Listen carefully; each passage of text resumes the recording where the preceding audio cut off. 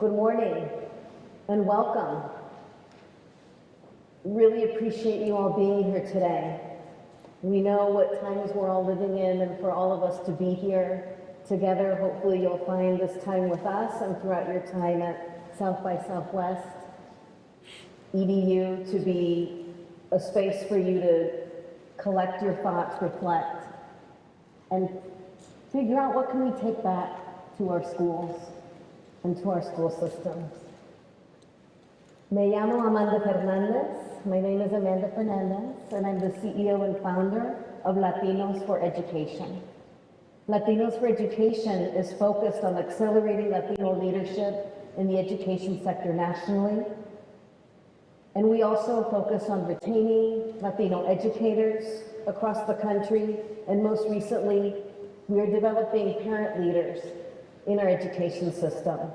In addition to that, we're very focused on aligning the practice change we're seeking to make along with policy change, because we think the two must go hand in hand in making sure that we truly are reckoning with race in education.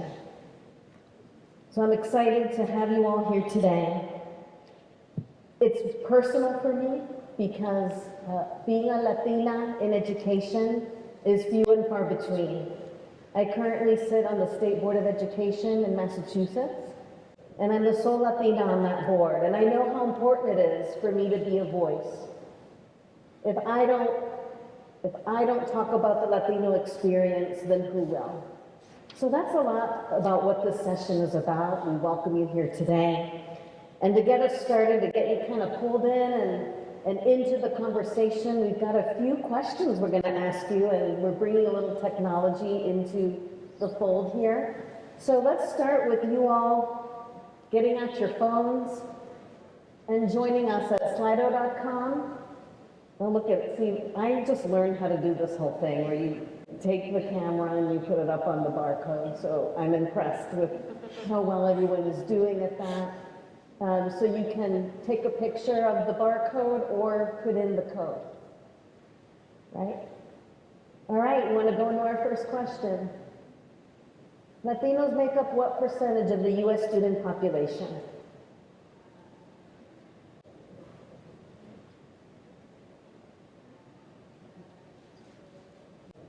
All right, thanks, folks. We see that 25% of students make up the U.S. population of Latinos. By 2025, the number is supposed to be 1 in 3 school children identifying as Latino. So we're slowly moving up, but that answer is accurate. Latino educators make up what percentage of all teachers across the nation?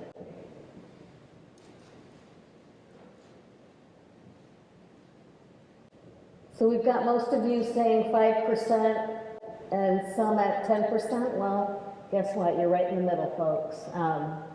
We're about 8 to 9% now of the U.S. population of Latino educators. On average, what percentage of Latino educators exit the profession after 5 years of teaching?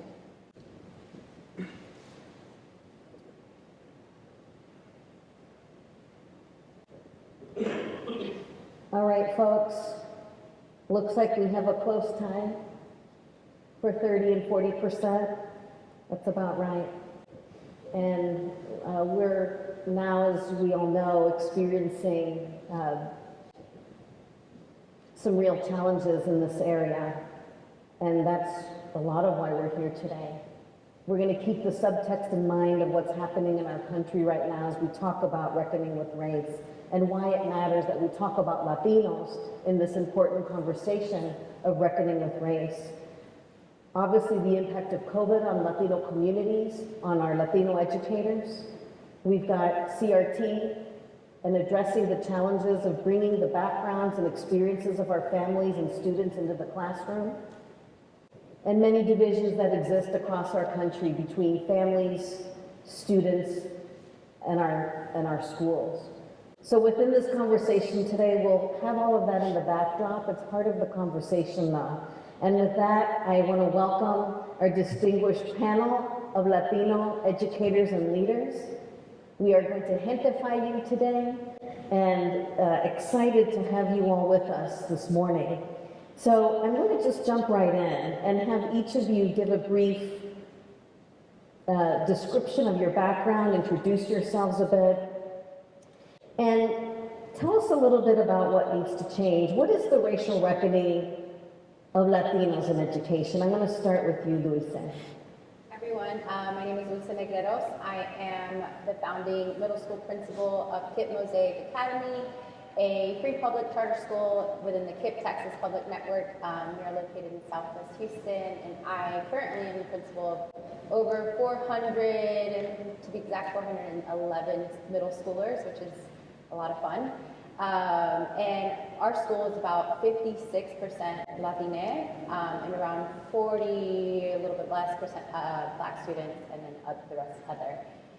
For me, growing up through K through 12 education in Spring Branch ISD, located in Houston, one of the larger ISDs within Houston, I had 2 Latina teachers. So K through 12, only saw one other person that looked like me walking in classrooms. I then went to the University of Texas at Austin, where I was a neurobiology major, and I had 0 Latina professors at UT. And I found myself, especially my senior year at UT, looking around my lab classrooms, and I was usually one of the only women in the room, and the only Latina in the room. And now as an educator, I find myself similar to Amanda, being one of the few. I walk into spaces of other principals, of other leaders, and I'm one of the few, and that's something that is definitely happening even within my own district. We have 36 schools right now in Houston, and I am one of 3 Latina principals, and our community within KIPP Texas Houston is 70% Latino students. And so there's a vast difference, and the lack of representation is one of the things that I think we're really reckoning with, especially within Houston, with Latino educators. We need more of us in classrooms. Our students need to see more of us within K through 12, as they are, especially in Houston, where the Latino population is large. Buenos dias. My name is Victor Sainz. I'm just curious, how many of y'all from out of town? Raise your hand if you're from out of town. All right. How about any native Austinites? All right, a few. So I can't tell any lies about Austin. I just wanted to get a sense here. I am not from Austin, but I got here as fast as I could. Been here most of my adult life. I'm originally born and raised in the Rio Grande Valley of South Texas, right on the border. But I got one holler over there. All right. I came to Austin, as a lot of us come, like Blue said, to attend the University of Texas at Austin as an undergraduate in the early 1990s. Now I'm dating myself, but anyway, I have been fortunate to retain an affiliation with the university now throughout my professional career. I've been a faculty member, professor, and now department chair in educational leadership and policy, where I've been on faculty now for 15 years. So back in my alma mater, which is a whole other interesting tale for another day. But being back in Texas as an administrator now, but also as a scholar practitioner, means that we're ground zero when it comes to this racial reckoning in education. In our department, we are charged with the solemn responsibility of training school leaders for our public schools across the state of Texas and nationally. And that responsibility is getting increasingly more challenging. In our College of Education at UT Austin, we educate hundreds of pre-service teachers every year, but we only produce about a few dozen school leaders every year. So the nature of our program is such that we can't graduate all that many on an annual basis. But every one of those individuals, through our department, through the kind of commitment that we have to our curriculum, is graduating armed with a skill set and a set of sensibilities and in fact a commitment and a deep passion for enacting more equity, diverse, socially just schools and communities. And that's a core part of our curriculum. That's one of the key ways that we work at trying to reconcile this sort of new racial reality for so many of our schools, so many of our kids, and so many of our communities. Buenos dias, good morning. My name is Feliz Ortiz-Sigon, and I'm Chief Policy and Advocacy Officer at Latinos for Education. For me, true racial reckoning is making sure that we have responsive policies that institutionalize ways to mitigate some of the historical discriminatory practices that we have encountered as people of color. This is me as a graduate from Head Start, which is a federal early childhood program. This program not only served me well, but it served my entire family. We know that as Latinos, we've had an extensive history of racial discrimination. And our discrimination has been because of the color of our skin, our surname, whether we speak Spanish or English with an accent, our documentation status. We know that a lot of our students have gone through school systems that were not responsive to their needs or even built for them. Angela Valenzuela she coined the term subtractive schooling. And many of our students have experienced subtractive schooling, stripping their identities, their language, their culture, and their dignity. Not too long ago, Blackwell School, a Mexican school in the south of Texas, was named a historic site. And at that school site, students were forced to bury Mr. Spanish. So they would get a coffin and put Mr. Spanish symbolically and have the kids lower that to the ground. And it was a way to deny them and sanction them, right? Because students were not only physically punished for speaking Spanish, but emotionally. When you bury your heritage, that is emotional abuse. When you're asked to spit your Spanish into a bucket, that's emotional abuse. And here Texas has been sort of a battleground for everything wrong that could happen to us as Latinos, Mexicanos, and Chicanos, and everything that can be possibility, right? It's been a battleground for a lot of landmark litigation. So we have Plyler versus Doe, which was an effort to strip undocumented students from the opportunity to a free and public education. And that went to the Supreme Court, and they said that a state cannot deny a student a free and public education. But some of these historic challenges, trying to deny students of access to public education, sanctioning the language they speak, segregating, we are entering a new wave of resegregation. All of these are issues that we still need to contend to in order to reckon, to have true racial justice in our school system. Thank you. This historical context is so important for our conversation today.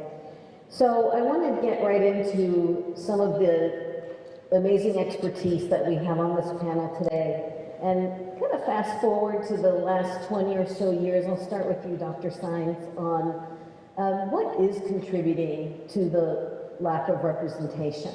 And we know historically, but what's happening within your context from a teacher and leader preparation perspective? Thank you, Amanda. And again, I didn't get a chance to reflect on that photo earlier, but I'll use that as a way to segue to the question. That was my photo of my little brother and my little sister. All three of us ended up coming to UT Austin. And I came across that photo, I don't know, maybe the last time I was down visiting home for the holidays. And, you know, we all used to come visit UT Austin as kids all the time. Why? Because my father came to UT Austin in the early 1960s from South Texas. He was the first in his family, first of many families, matter of fact, in that part of the state. And so coming to UT every summer for summer vacation on our way to visiting folks around the state or whatnot was an annual occurrence. So much so that when it came time for me to decide where to go to college, it was that foregone conclusion. And the same was true for my brother and my sister. But that's not the experience for so many of our young people. And in fact, I come across in the research work I do with boys and young men of color, we come across young men and young women all the time that never even been on a college campus, right? Certainly not at UT Austin. And so I remember coming as a kid, and I put that out there just as a reminder that, you know, the kind of privileges that I had growing up, but also being socialized into this being normal. Being normal to go visit a college campus, taking it for granted almost. With so many of our kids, that's hardly the case, especially from our communities. And so since I've been at UT now as a faculty member 15 years, you know, I do all I can as a scholar to stay connected and grounded within our communities, particularly our historically underserved and underrepresented communities. And to find every excuse I can think of to bring young people to campus, to expose them. And it's not just as simple as walking around, but just understanding and relaying to them that this is their university. These are public institutions that belong to all of us, that belong to them. And that sense of ownership and that transformation that can happen in a young person just from that very idea Talk about a paradigm shift. So as a scholar, particularly focused on college assets and success, the way I've understood it and grown to share this idea is to understand how it is that our public policies have helped to facilitate the opportunities and the pathways to access to places like UT Austin and Texas State University. And yes, even Texas A&M down the road in College Station. All these to us represent, they're public institutions, they belong to us. But how have our public policies in this state and nationally helped to facilitate that access, to make that pathway just a little bit more easier, right? A little bit more accessible to so many of these historically underserved or underrepresented communities. And so we have a myriad of public policies, as Feli was alluding to, that have helped to either open the doors or restrict access. And we're now in a time and an era, policy-wise, where these very issues, these fundamental rights and opportunities to access to higher education are continually being questioned and put up in politically divisive ways, right? So again, representing more of a zero-sum approach rather than a rising tide lifting all boats. So whether it's affirmative action policy, whether it's top 10% laws, whether it's outreach and recruitment efforts, all these represent various different strategies in this ongoing battleground that we see playing out over and over in our public schools and for our children. Thank you, Dr. Ortiz Licon, la doctora. Wondering if you can stay on that thread a bit around policy, but speak to, from your vantage point and some of the work that you've been doing on what are some of the challenges, barriers that are in the way for more Latinos to enter and stay in the profession, and how is policy the way you think about it, and where should it go? What should we be doing? Sure. I'll start though with a little anecdote. This is me, my first year teaching. And I wanted to teach since I was 5, since I could remember, largely because my mom was a paraprofessional for Head Start. And I would see her lesson plan and prepare her music box. And I wanted to be like my mom. And I was very lucky to have some teachers that also identified my talents early on. In particular, Ms. Gilmore, my 3rd grade teacher. I never had a Latina or Latino, but Ms. Gilmore, African-American teacher, saw something in me, and she told me that I was going to succeed in life. I was an English learner, so I wasn't really sure what that meant, but I know that she had faith in me. And so as soon as I graduated UCLA, I started teaching, and my assignment was 4 minutes away from my home in West Long Beach, in the same community that I grew up, in the same community that I was living. One day, my principal comes in to observe my lesson, and back then it was open court. So I'm giving my lesson, and she starts looking around at my walls, and I love writing, so there was a lot of writing on the walls, very rich environment. After her lesson, she walked out. I went to my mailbox, and I found a little Post-it and a sheet of paper, that sheet of paper. The Post-it said, great job, can't even tell you're a first-year teacher, you're just natural at it, you look very seasoned. Then I was confused by this little alphabet tracing letters. And it had a Post-it, another little Post-it, and it said, your penmanship needs improvement. So I need you to practice this during your meetings, downtime, staff meetings. This was the same sheet of paper I would include into the homework packets for my first graders at the beginning of the school year. And this type of microaggression, right, somebody from the community, who grew up in the community, who went to UCLA, who got a graduate, who got honors and went on to get a graduate degree, she could only focus on my penmanship. And she felt that she could speak down on me because I was one of the kids from that community. That deficit perspective showed up so much when I was teaching. These poor kiddos, all the deficits, they can't speak English. And so for me, and for a lot of educators of color, when we're in these environments where we see ourselves in our children and the students that we're teaching, and the same deficit mentality is the mentality that our principals, our leaders see in us, that lack of responsive leadership is a push-out factor. The lack of inclusive environment is a push-out factor. So we need policies, but we also need practices. In terms of policies, we need to make sure we're cultivating our leadership pipeline. We need to make sure that our students are graduating with the skill set, the knowledge, the robust curriculum so that they can get to and through.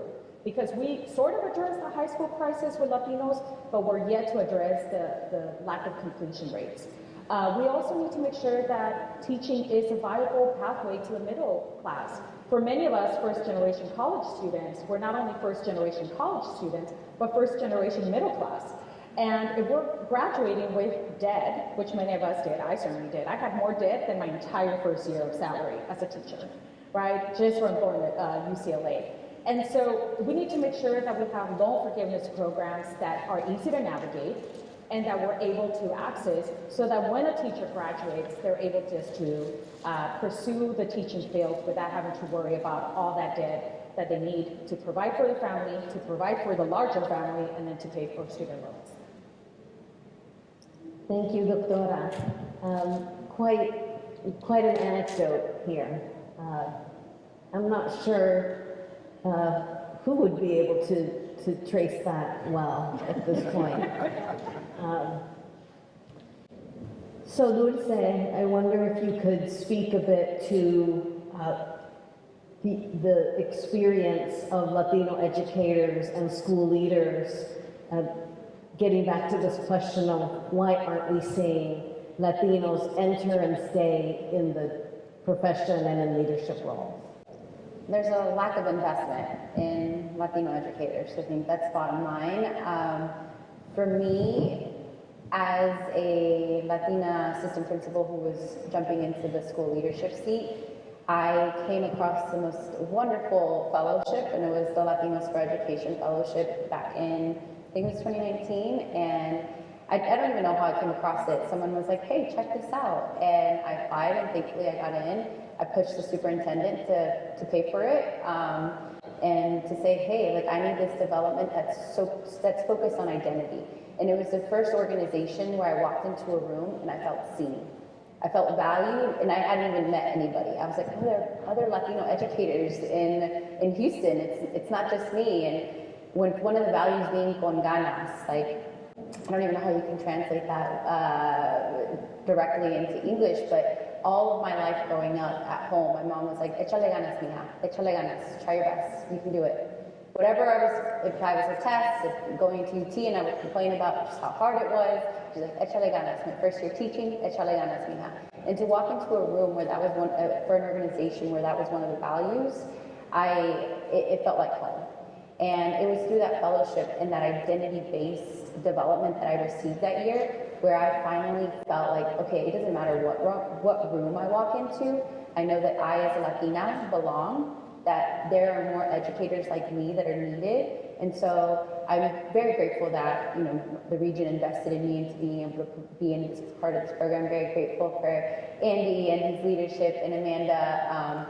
And now I'm constantly pushing our region to send our APs into the Latinos for Education Fellowship, our teachers, because now there's a teacher fellowship, because it's that identity work, right? We tend to get grouped into Latinos, but we are not a monolith. There's so many people from Guatemala and Venezuela and Argentina and Mexico and El Salvador, etc. We are all very different, but it's that identity work and that centered around community, because community is such a big focus within the Latino communities, and it focuses on that. And so I think just more development, more investment, really pushing if you see a teacher that's a Latina teacher, Latino teacher, making sure you're investing in them, investing in your assistant principals who speak the same language as your students. That is taken for granted in so many spaces, and continuing to put in money for those programs and sending your leaders to that so that they can see themselves in spaces and know that their identity is valued and that they don't have to show up as somebody else when they're at that seat, that they can come in with their Spanglish, that they come in with their own upbringing, and that they will be successful regardless of, maybe the language that they speak or how their accent, etc., that their identity is seen in those spaces. Thank you. There's a lot to unpack in that. So thank you, Dulce. I do promise that was not a paid advertisement for Latinos for Education. But thank you, Dulce, for saying what you said. And in all seriousness, this is why Latinos for Education exists. because there is no such entity that existed across the country that really focused on the Latino community. And with the high percentage of Latino students, as we saw in the poll this morning, just a little bit ago, we believe that it's imperative that we have many more educators and leaders in the education system that reflect the backgrounds of our students and families. It's just essential. And so that is why we exist. And so to be able to have with us today someone who's gone through the program and benefits from it in the way that it was intended to do, it really matters. It matters to educator retention, to leaders saying, or prospective leaders to say, yes, education is where I belong and is where I can succeed as a teacher leader, as an educator, and going into a leadership position. And so we're seeing now, like it or not, that representation matters, and it really is part of racial reckoning to say that we must get more educators of color into our schools and as systems leaders. So with that, I want to just sort of pivot just a little bit, and I'll start with you, Fe, Doctora. It's hard because we talk all the time, and so I don't know always, you know, I'm very formal right now calling la doctora. But let's talk about solutions, because we've kind of painted this a bit of a sad picture here of what the current state of affair is. Let's talk about innovations, like what's happening? What can we get behind? Yeah, I think there's a lot of promise and there's a lot of hope. You know, my husband is in the classroom. He's been serving his local community for 24 years, and yes, it's been hard, but there's still a lot of need, and that need actually for him motivates him, right? Because his students need him. So we at Latinos for Education, we're really approaching this through a two-pronged approach. Luz mentioned our fellowship programs, and we launched a Latinx fellowship program a couple of years ago. It allows Latino educators to build community, to learn how to navigate the ecosystem, but also to grow in their role. So that is one programmatic solution and innovation that we're looking at. From the policy perspective, we are working with a broad coalition of community-based organizations in Massachusetts, and we are proposing the Educator Diversity Act. And so it's tracking well. Fingers crossed, we will have a bill that we could share with all of you next year. But I'll tell you a little bit about the provisions, and I won't go into detail because we don't have that much time. But I have them here just in case I forget. So one is we want to establish pathways for alternative certifications. We want an educator diversity dashboard, and that's going to be critical because districts do collect, but don't always report on who are they recruiting, retaining, promoting. So this would give us a sense of the racial, ethnic, and hopefully language breakdown of what teachers are coming in, who's being recruited, who's leaving, and what we can do about that. We also want to have some hiring practices that there's uniformity across districts, right? And that requires DEI because there's something called implicit bias that we all have, and sometimes it shows up in really scary ways when we're hiring people. Right? And so we want to make sure that there are some consistent and best practices that districts could keep in mind when they're hiring and undergoing the protocols. We also want the Department of Education in Massachusetts to provide some regulations to see where do we have the greatest disproportionality between students of color and educators of color, and then use that information to focus supports. There's also part of the bill a provision for a grant so that districts can apply for this competitive grant where they will then receive funding for best practices and policies to strengthen recruitment and retention efforts. So those are some of the things that we're doing. And of course, at the federal level, the FAIR Act is being reintroduced by Senator Booker, and that's a tax credit. But I think there's a lot of national, federal, and local attention because it's kind of dire, right? And specifically for men of color. Educators of color, I heard this very scary statistic that if we don't address the pipeline by 2030, we may actually run out of men of color in the field. And so I think people of color, teachers of color, but also there is that gender, we have to have some gender look into it because We need to make sure that we're accelerating the pipeline. Policies is a great way, but of course, once we get them to the system, we need to cultivate their talent, we need to support them. It is not enough to recruit them if we can't retain them and support them properly. Thank you. The Educator Diversity Act in Massachusetts, we believe it's model legislation that we'll be able to share across the country for different states to really be looking at how do you remove barriers from a policy perspective for more educators of color to enter and stay in the profession. So we're really excited about the progress in the Massachusetts legislature. We do have cards here for you to follow us. We encourage you to do that so you can check our progress on how that bill is doing, and we hope to see it pass soon.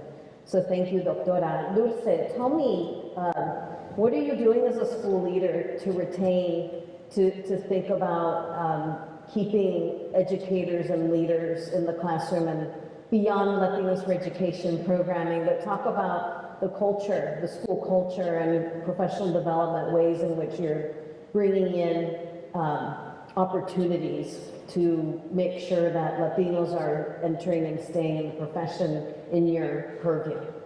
It's a great question. I don't know how many people here are school-based educators, so I can just get a quick in. It's been a really hard 2 years. If you're in a school, like, thank you. I know it's been incredibly hard. These 2 years have been unlike any other, and I hope you all continue. And for me, one of the things that I do at my school is we have a big focus on social emotional learning, not just for students, but also for staff. And so we approach education on the holistic end of you don't just show up to work as a teacher or a staff member or an AP, you are a human being first. And a lot of that work ties into bringing in our DEI consultant who has been a mentor of mine, and she is, her name is Dr. Blanca Ruiz, and she does a lot of work on race and affinity, and so she comes in once a month and does programming for our staff. And we spend a lot of time in affinity groups, and I think that space in itself, just for our teachers to be able to be in their affinity spaces and have someone else to talk to about things that they're grappling with at work has been really helpful because they're reflecting on it within their own identity. Like, how does this impact me as a Latino, Black, African American, male, female, white, etc., right? And so that's been really helpful, and that's one of the things I continue to do. Another is I make sure I have touch points with all of my staff members of like, hey, what do you need to continue to be at my school next year? Because I value you first as a human being and then as a teacher, and I think that's been really helpful. And I'm consistently just like sending them to different, aside from Latinos for Education and like telling them you should apply for this, you should be a part of this, sending them to professional development sessions where they can continue to grow as an individual and see that I'm investing in them. I think that's the number one thing, is to really keep our Latina educators in schools and continue past that 5-year mark and increase that number. We have to put more money in investment and ensure that they are feeling seen, heard, and valued within the school. Thank you for that. And yeah, we'll echo the sentiment to thank all of you who have been doing what you're doing for the last couple of years in particular. Thank you so much. Dr. Sainz, and I'm purposely calling our panelists Doctori, Doctora, because, well, you know, we just don't even have time to get into the representation in the Doctor, Doctora ranks in higher ed, but Dr. Sainz, if you would just talk a little bit about the work that you're doing, in particular your focus on men of color that you touched on, you know, in terms of the ways in which, you know, you're thinking about innovating and supporting. Thank you. So, you know, most teachers tend to come from the communities that they reside in.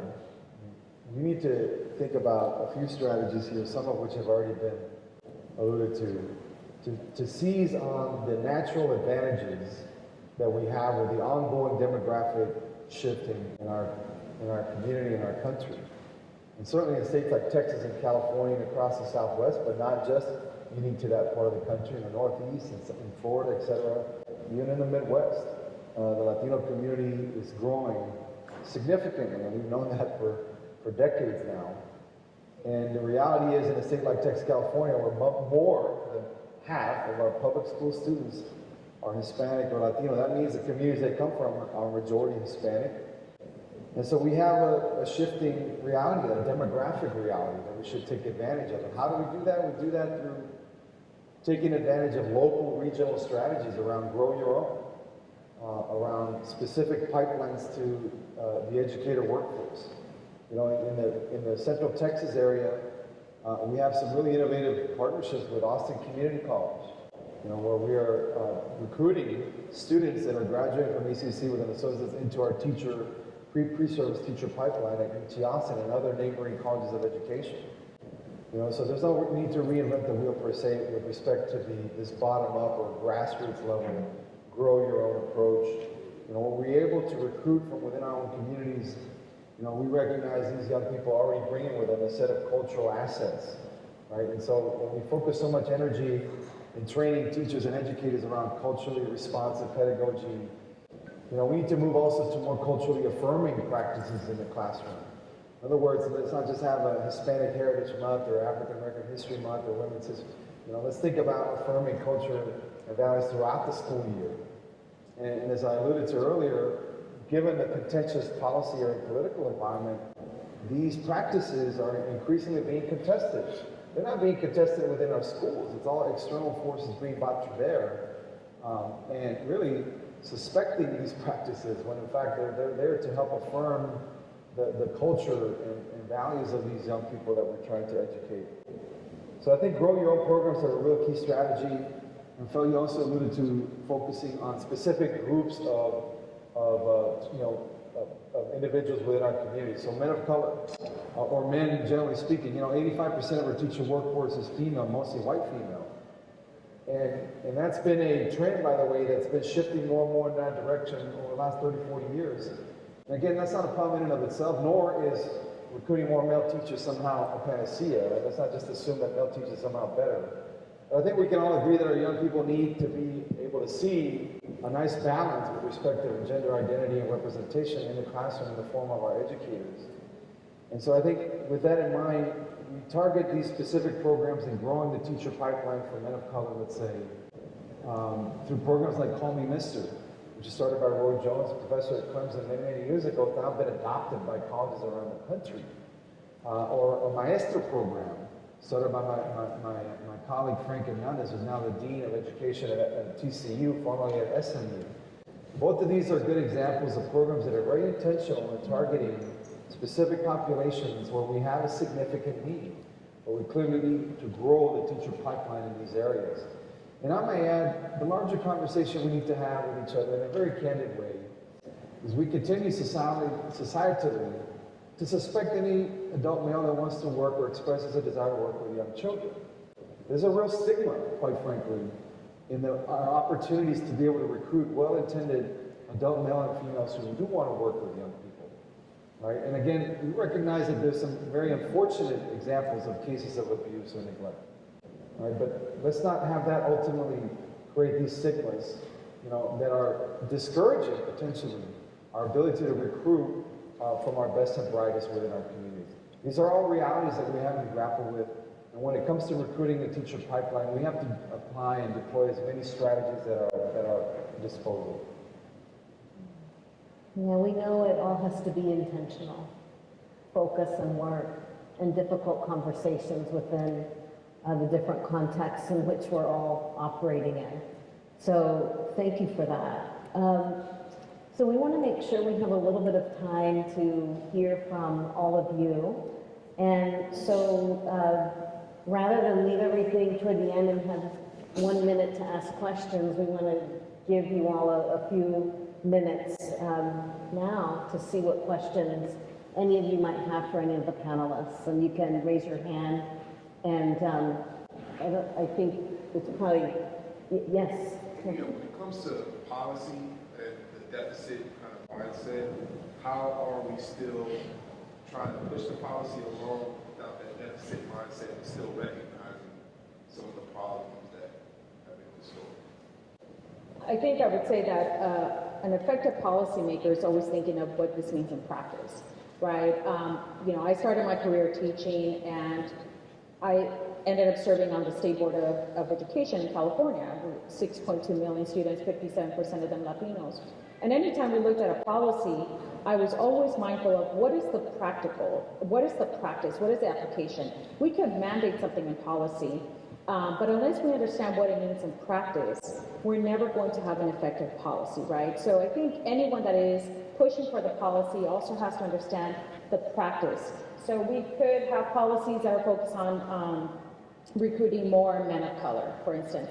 What happens when they are assigned to the school setting? And as a wife of a male of color, they tend to get the behavioral issues assigned to them. They get, if you're Latino, well, then we'll also throw in the English learners, right? And so you're not thinking that these practices, regardless of what the policy intent was, the practice could also serve to burnout, to stress, to create anxiety.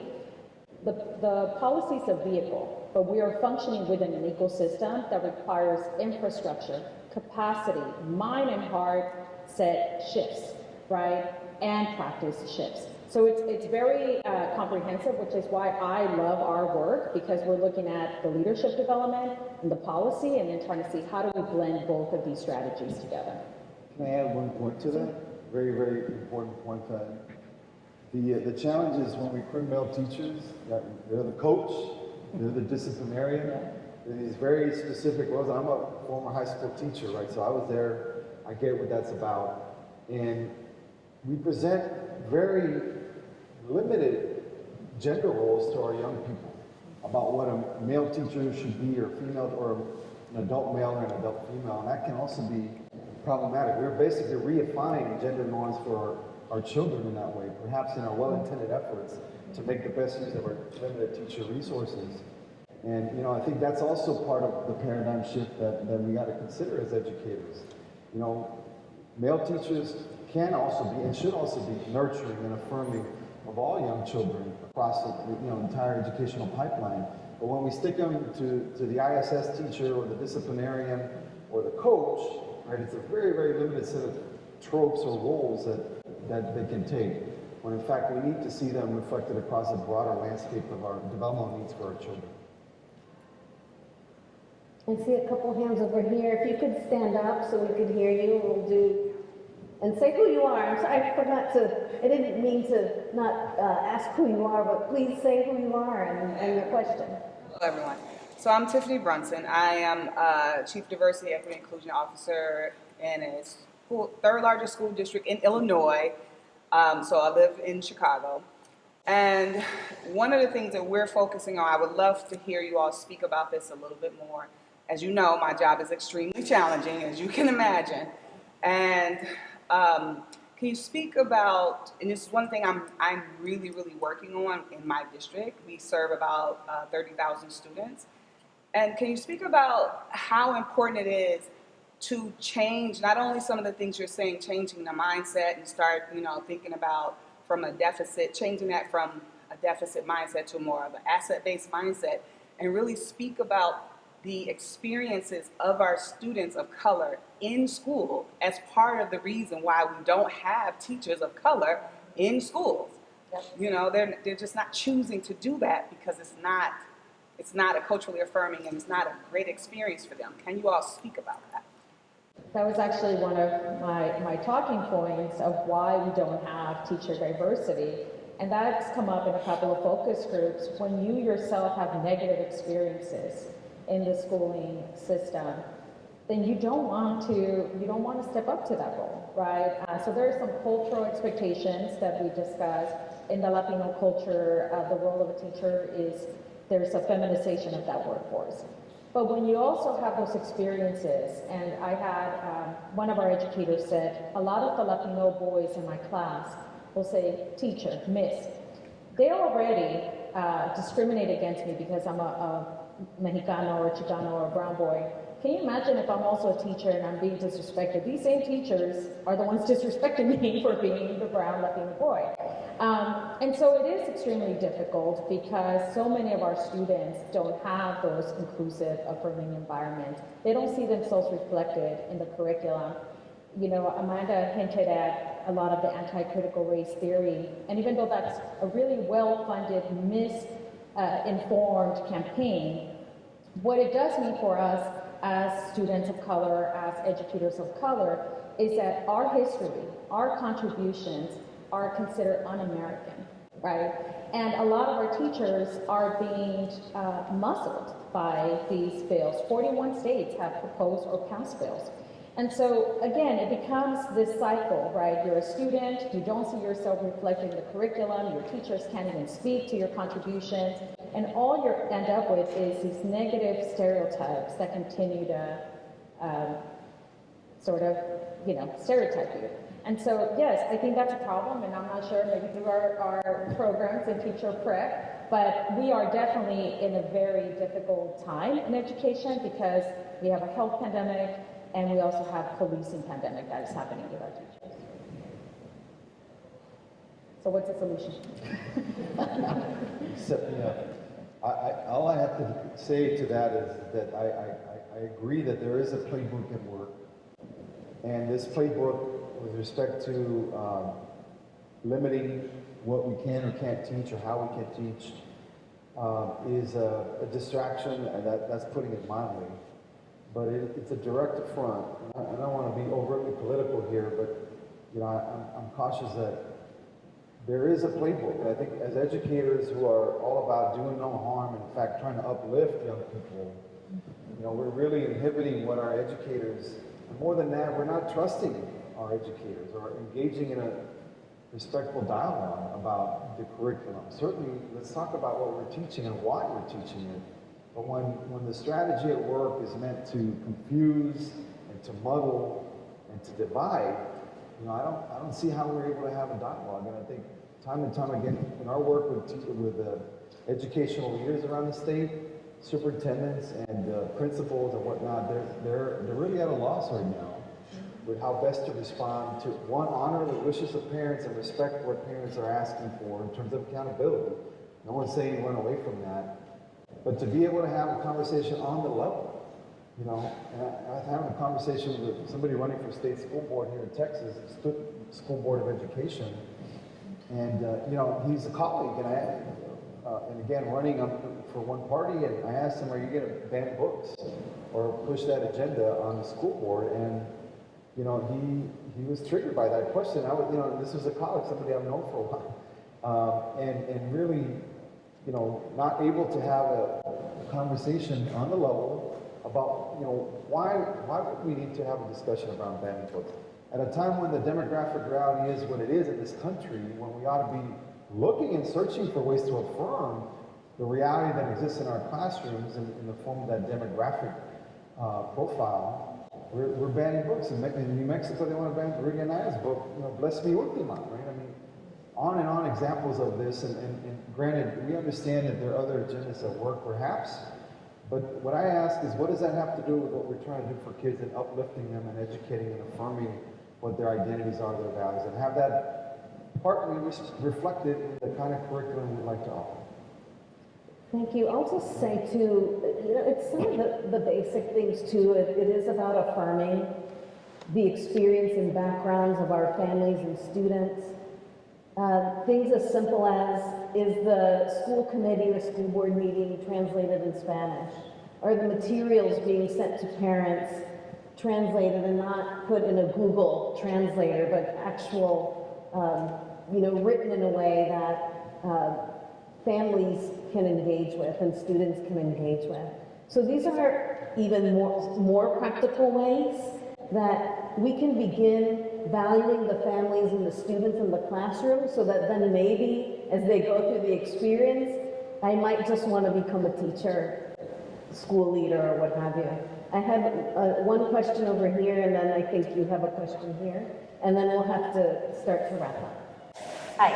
Hi, my name is Jasmine Turner. I'm the manager of social emotional learning achievement for KIPP Texas. And kind of touching on y'all's point earlier regarding the bearing of the Spanish language, I was curious if y'all had any advice or if there are any initiatives that are being worked on to create curriculum that is additive of Spanish, because I think we often eliminate the component that a lot of our students, especially in KIPP Texas, are coming in bilingual. and the fact that we can enhance their learning experience and enhance their language experience with adding the Spanish into the curriculum and looking at the comparison of the English language to the Spanish language and creating that type of learning environment. Currently we have an EL program that is more of just trying to eliminate Spanish and getting them to a reading level that's appropriate for the state. And I think we could have a lot of more robust investment in learning if we're adding in the Spanish and English curriculum. Thank you. Yeah, I think you're referring to TELPAS, right, in that program, yes. I was actually naming as that one of the biggest gaps. If anyone's here from Texas, you know that TELPAS is the program that helps our students exit out of Spanish support, so they get tested in reading, writing, speaking, and listening comprehension. My students are currently testing right now for TELPAS at school as we speak. And a lot of what that program does is it's supposed to say, okay, you know, this particular student is at the beginner level or the intermediate level, but the goal is for them to exit. And by saying we want them to exit, we're saying we want them to kind of speak a little bit less Spanish and comprehend English a little bit more so that they are successful, right? And sadly, in America, in order to be able to have true college access, like you have to be able to get into that exiting the program. And that's one of the biggest gaps that I'm noticing this year within our English language learner population is so many of them spent 2 years at home learning virtually, probably in homes where they spoke predominantly Spanish and didn't get as much of the support that they need. And so right now our English language learners are experiencing a vast array of academic gaps because of the lack of support that they've received these past years. I think in regards to what we can do, especially school-based, for our Spanish-speaking families and students, is one, allowing them to speak Spanish. I mean, I also understand it, so it's a lot easier for me to understand what they're saying. But if you hear students speaking Spanish, like being okay with that. There is nothing wrong for a student to speak in their native tongue in a school that's supposed to make them feel safe. And so that's number one.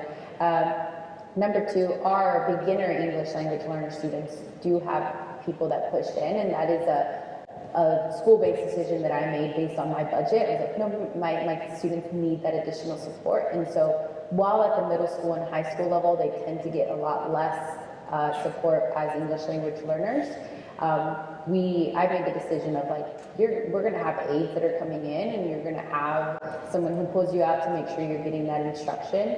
And then we do on the social emotional side, we have circles for our students every Thursday, and where they get to say how they're feeling, what they're grappling through, etc. And we've provided that work in Spanish so it's accessible for them.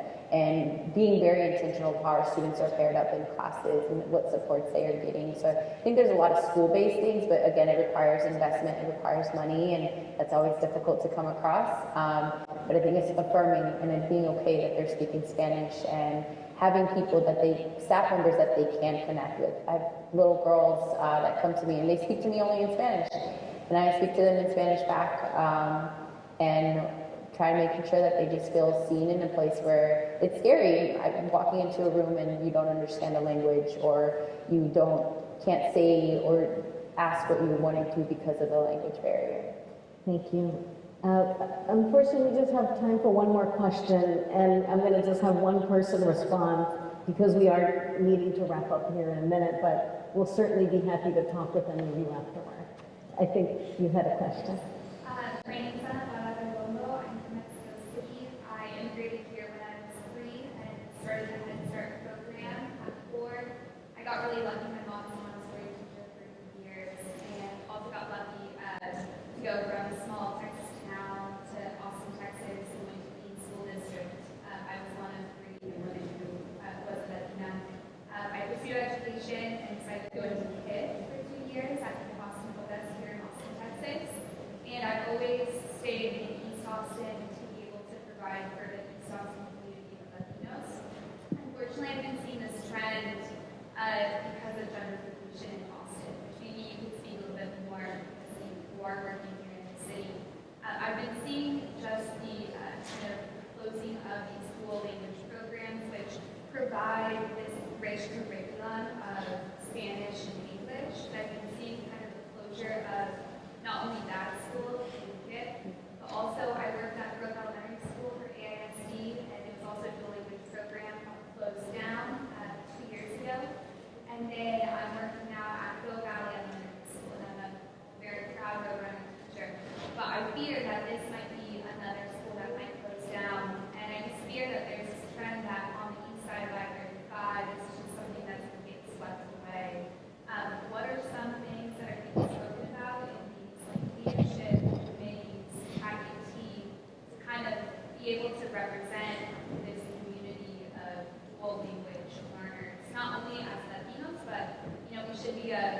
multi-dimensional, multi-world learners that are speaking more than one language. How can we promote that, and what changes are happening right now to save these schools? I might get all the tough questions. I guess that's for you. We don't have too much time. I'd love to talk to you more. First of all, thank you for being a teacher in AISD. I have a 7th grader at Keene Middle School, so and thank you for your commitment to East Austin. I also live in East Austin. So they're not easy answers, as you know. I serve on the board of UT Elementary School Charter School Board, and we had a service district that represented historic East Austin 20 years ago. And every year we have to add more and more zip codes to our service area, further and further east. We talk about the reality of gentrification coming to life. You know, when our service area where it started has had to literally shift as a result of, you know, where our communities are going. And so this is just a reality that, you know, many urban areas around the country have been dealing with, right? When the existing urban school district is clearly changing in our service patterns and where our communities are heading. And so I see that we're going further east or south or northeast as well. And, you know, whether it's Pflugerville or Maynard, I realize for the non-Austin area people that might as well be another language. But these are where our communities are going to. And in my work with those school districts, whether it's Maynard or Elgin or Bastrop, they're hurting because they don't have the social service safety nets. They don't have the nonprofits as concentrated as we do here in Austin. And so I'm working with as many nonprofit partners to push them out in those directions. You know, and again, because that's where we have to, you know, take our services to where our communities are heading. There's no easy answers, and you know, like I said, I'd be happy to chat more about, you know, some of the strategies I know we're trying to work through, either you know, with the charter schools in the area or the public school district as well. So we are at time, but I do want to just end with 1 or 2 words from each panelist today on what is one action all of you can consider in trying to address this racial reckoning that we're experiencing right now. Doctora. If you're an educator, stay in the classroom, please. I know that it's difficult times. We thank you for your service. If you have the opportunity to hire, be very mindful of your hiring practices. Track those hiring practices. Interrogate your own implicit bias and make sure that you're building a community, not just recruiting, but building a community and a system for your educators of color, and really all educators at this time. I'll say that Latinx educators matter now more than ever, and as a supplier and developer of that teacher workforce in higher education, we need to be held more accountable, quite frankly. Our colleges of education, our alternative certification providers, all the other respective institutions and organizations that are at work, we need to find creative ways to align our work, fellowship programs, et cetera, that ultimately help to build the pipeline. Clearly, now more than ever, we need more educators, particularly Latino educators in our classrooms. Affirm and uplift your Latino students, staff members, families, and invest with as many resources as you can for your English language learners as well as your Latino staff. Thank you on behalf of Latinos for Education and our panelists. Thank you so much for participating today. We thank all of you for joining us today, and have a good rest of your day and days ahead of you. Thank you.